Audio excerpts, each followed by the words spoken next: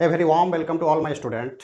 जितने भी बच्चे इस वीडियो को देख रहे हैं तो मैं उनको बता देना चाहता हूं कि आज हम लोग क्लास 12 का, अगर आप इंग्लिश मीडियम के हैं तो क्लास 12 का चैप्टर 1 का जितना भी एमसीक्यू इंपॉर्टेंट होता है डिस्कस करने वाले हैं। तो अगर एक दिन में हो जाता है तो ठीक है, नहीं तो इसका पार्ट 2 भी देख आ सकता है, उसमें आप लोग पूरा कंप्लीट कर लीजिएगा।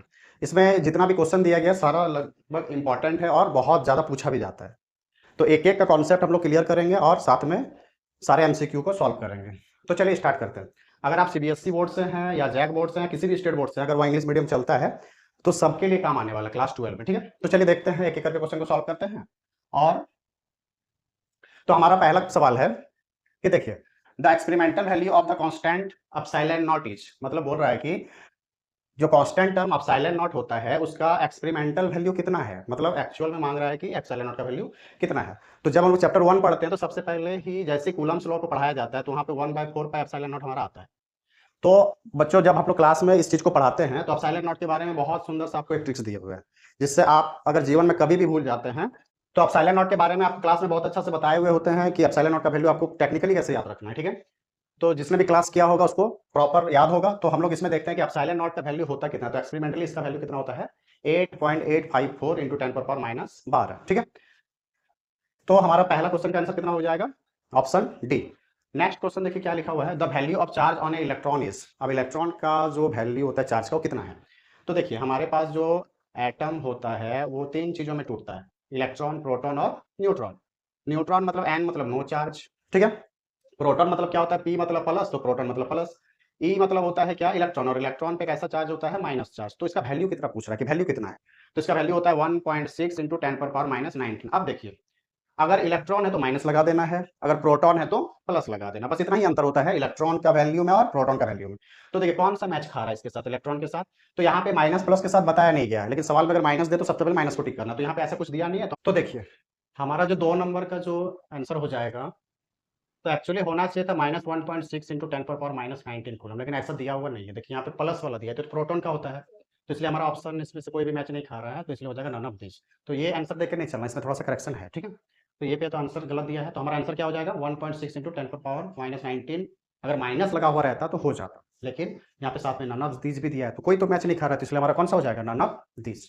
चलिए आगे चलते हैं। तीसरा नंबर हम लोग देखते हैं, कोलंबियन फोर्स इज, मतलब कूलम के द्वारा जो फोर्स दिया गया है वो फोर्स क्या है।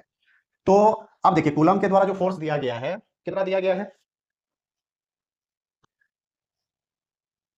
तो देखिए कूलम के अनुसार से जब हम लोग फोर्स का वैल्यू पढ़ते हैं तो 1/4 pi epsilon not Q1 Q2 upon R square होता है।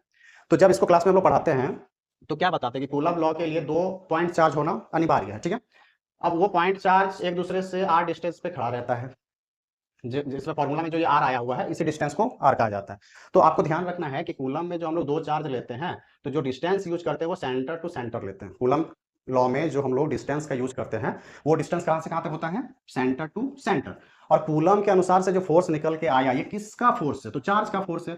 चार्ज को ही हम लोग क्या कहते हैं, चार्ज से क्या बनता है, इलेक्ट्रिसिटी बनता है। तो इसलिए किस प्रकार का फोर्स होगा, तो ये हमारा फोर्स हो जाएगा सेंट्रल फोर्स और साथ में इलेक्ट्रिक फोर्स। चार्ज कैसा फोर्स पैदा करता है, तो चार्ज इलेक्ट्रिक फोर्स पैदा करता है। ठीक है, मास कैसा फोर्स पैदा करता है, तो मास हमारा पैदा करता है ग्रेविटेशनल फोर्स। तो दुनिया में जो है हमारा जो फोर्स, जैसे कोई भी हमारे पास मैटर है तो मैटर के पास प्रॉपर्टीज होता है मास का और चार्ज का। अब मास भी फोर्स पैदा करता है और चार्ज भी फोर्स पैदा करता है। तो दुनिया को सबसे पहले इस फोर्स के बारे में पता था। फिर इसी फोर्स को देखते हुए कूलम नाम का साइंटिस्ट क्या किया, एक नया फोर्स जनरेट किया जिसको हम लोग कहते हैं इलेक्ट्रिक फोर्स। और इलेक्ट्रिक फोर्स पैदा होता है चार्ज की वजह से, और ग्रेविटेशनल फोर्स किसकी वजह से पैदा होता है, मास की वजह से। मतलब पूरा दुनिया तो मैटर से ही बना हुआ है, और दुनिया का कोई भी सामान अगर फोर्स पैदा कर रहा है तो मास की वजह से कर रहा होगा, नहीं तो चार्ज की वजह से कर रहा होगा। तो अगर मास की वजह से कर रहा है तो ग्रेविटेशनल फोर्स, इसको ढूंढने में सबसे ज्यादा हाथ किसका है, न्यूटन का, इसलिए न्यूटन बहुत ज्यादा फेमस साइंटिस्ट है। दूसरा, चार्ज की वजह से दुनिया में फोर्स पैदा होता है, तो इस फोर्स को क्या किसने ढूंढा, तो इस फोर्स को ढूंढा कूलम नाम का साइंटिस्ट ने। तो इसीलिए चार्ज की वजह से पैदा हुआ तो इसलिए इसको इलेक्ट्रिक फोर्स कहेंगे। तो इसका ऑप्शन कौन सा हो जाएगा, ए और बी दोनों, तो ऑप्शन हमारा सी हो जाएगा इसमें, राइट। ठीक, तो 3 का कितना हो गया, सी। अब देखिए हम लोग चौथा देखते हैं।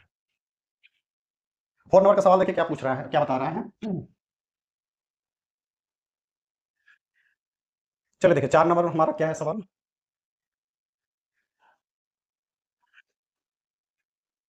देखिए 4 नंबर पूछ रहा था unit of electric field intensity, मतलब एक्चुअल में इलेक्ट्रिक फील्ड इंटेंसिटी का ही यूनिट मांग रहा है। तो इलेक्ट्रिक इंटेंसिटी लिखा है तो मतलब क्या है, ये इलेक्ट्रिक फील्ड इंटेंसिटी का जो है यूनिट क्या होता है, तो इसको हम लोग दर्शाते हैं ई से।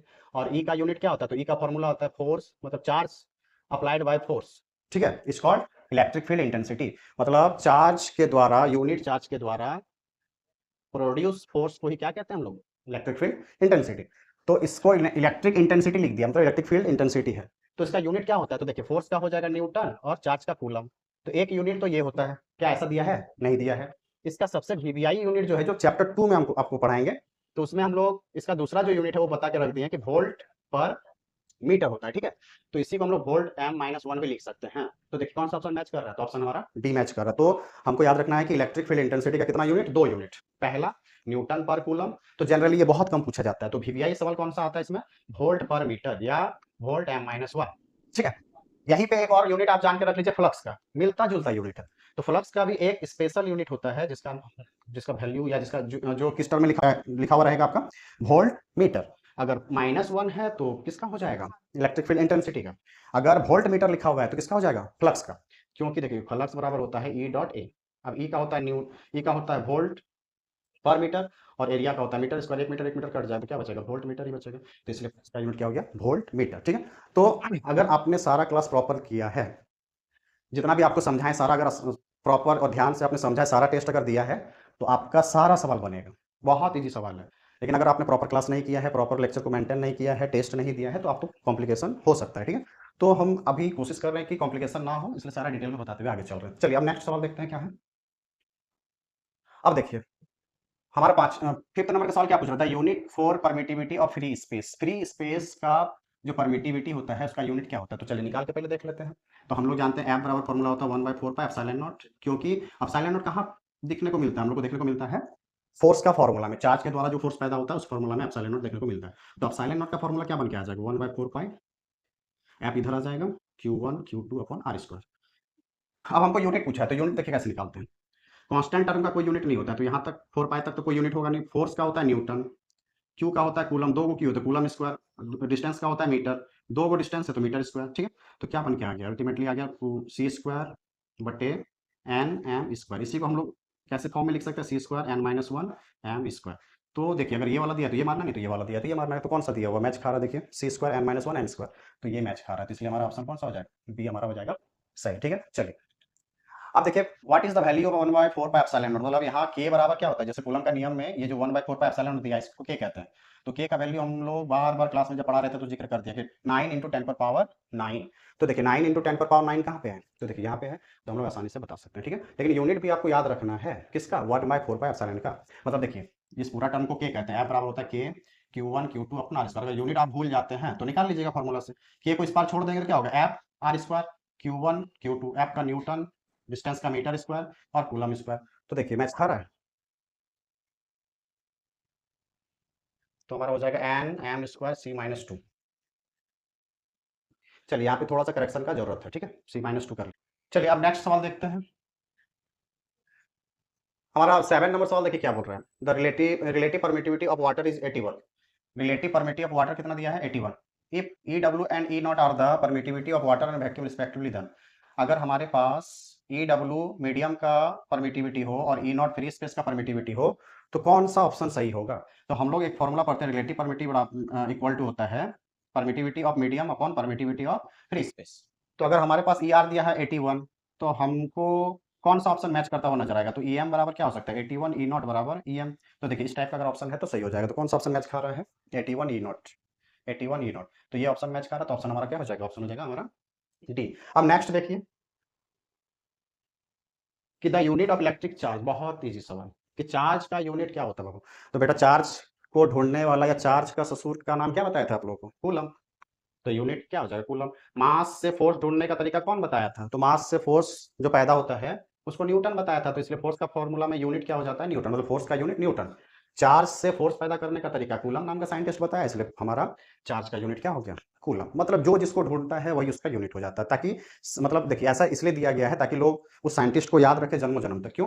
क्योंकि अगर वो दुनिया के लिए इतना अच्छा काम करके गया है तो कम से कम उसको आप कैसे याद रखिएगा, तो इसलिए यूनिट के साथ उसका नाम रख दिया गया है। तो मैथमेटिकल यूनिट एक होता है और एक होता है साइंटिस्ट के नाम पर यूनिट। तो जितना भी जैसे पास्कल, न्यूटन, कूलम, ये सब जो यूनिट हम लोग देखते हैं साइंटिस्ट के नाम पे है। तो जो जिस पे काम करके दुनिया को कुछ चीजें दिया है तो उसी के नाम से यूनिट बना दिया गया सम्मान देने के लिए। ठीक है, चलिए अब नेक्स्ट देखते हैं। देखिए according to Gauss law, next सवाल देखिए क्या है।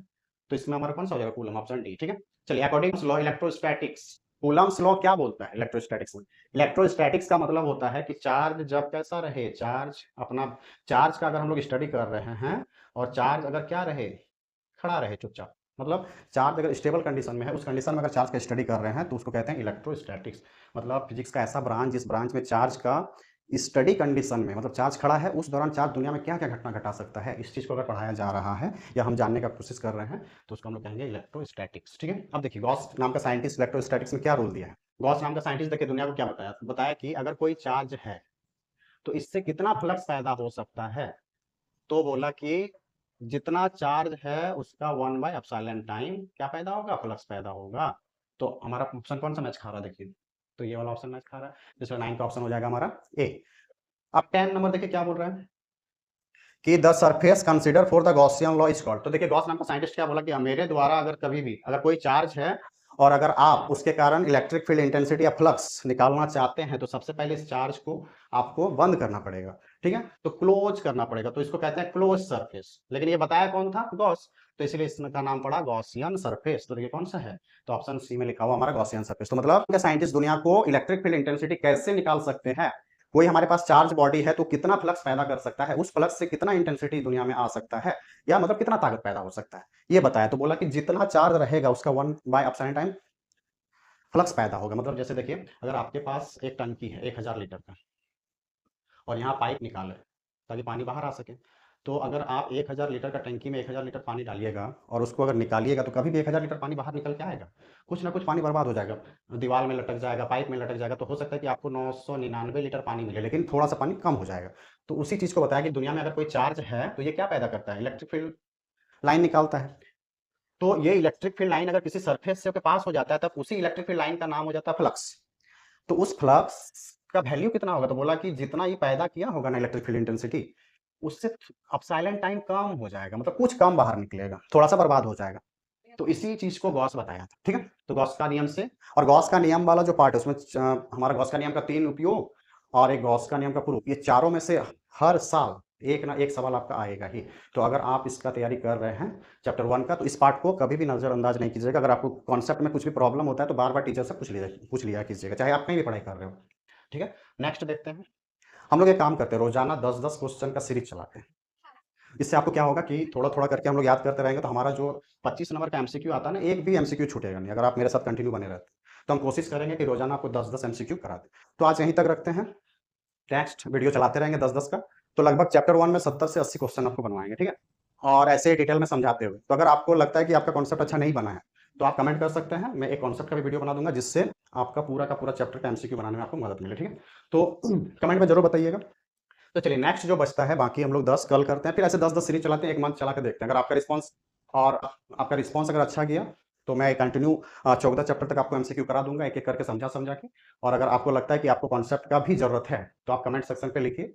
मैं साथ में नहीं, एक कॉन्सेप्ट का एक अलग ही वीडियो दूंगा जिससे आपका कॉन्सेप्ट भी तैयार हो जाए और साथ में एमसीक्यू भी तैयार हो जाए। और अगर आप हमसे जुड़ना चाहते हैं या ऑफलाइन क्लास आना चाहते हैं तो आप ज्वाइन कर सकते हैं। ठीक है, और ज़्यादा से ज़्यादा दोस्तों को शेयर कीजिए ताकि सबका मदद हो सके। तो आशा करते हैं वीडियो आपको अच्छा लगा होगा। Thank you.